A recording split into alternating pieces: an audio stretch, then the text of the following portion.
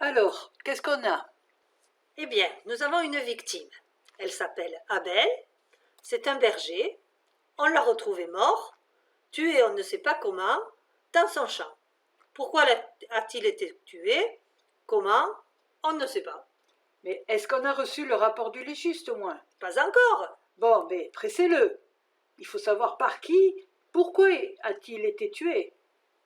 Le tueur, on le connaît, c'est son frère Caïn.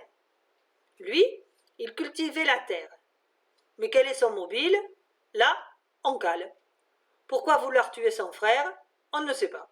Bon, il faut enquêter auprès des proches. Ça a été fait, ça? Alors, on a Adam, le père. Il ne parle pas. On ne l'entend pas, il n'intervient pas. Il semble inexistant dans cette histoire. Ensuite, on a la mère, Ève. Alors elle préfère Caïn. On le voit d'ailleurs très bien sur l'image. Elle dit clairement à son sujet « J'ai acquis un homme avec l'aide du Seigneur ». Ensuite, on a le Seigneur Dieu. C'est un être qu'on connaît mal. Il préfère l'offrande d'Abel et refuse celle de Caïn. Un autre personnage bizarre qu'on ne connaît vraiment pas bien, c'est la bête tapie. Elle est à l'affût.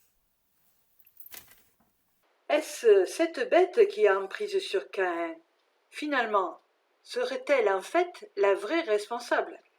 Bon, je crois que notre enquête de police est assez complète, elle est terminée. Nous allons pouvoir transmettre le dossier au procureur pour instruire le procès.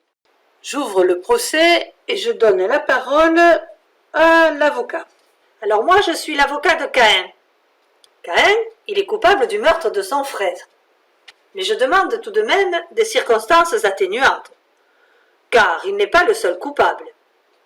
Dieu, le Seigneur, et Ève, me semble-t-il, ont leur part de responsabilité. Ève, la mère de l'accusé, n'y est pas pour rien. Bon, j'appelle donc à la barre un témoin qui va nous éclairer sur les responsabilités de la mère. Je suis le témoin de moralité de Ève. Il faut comprendre cette mère. Elle était dans un beau jardin, un paradis apparemment, dont elle a été expulsée. Elle a été condamnée à enfanter et à vivre dans la souffrance. Alors elle préfère Caïn, son premier-né, acquis avec le Seigneur. Elle en a fait un demi-dieu, dont il ne supportait pas la contrariété. Caïn ne pouvait qu'être jaloux.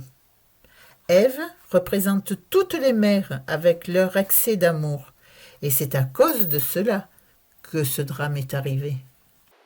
Au-delà du procès d'un homme Caïn, ne s'agirait-il pas en fait, dans ce procès, de la question de la fraternité? La fraternité, un défi depuis toujours. Les activités proposées dans cette rencontre permettent de fonder cette question dans la Bible en travaillant au plus près ce récit de Caïn et Abel et d'y réfléchir pour aujourd'hui.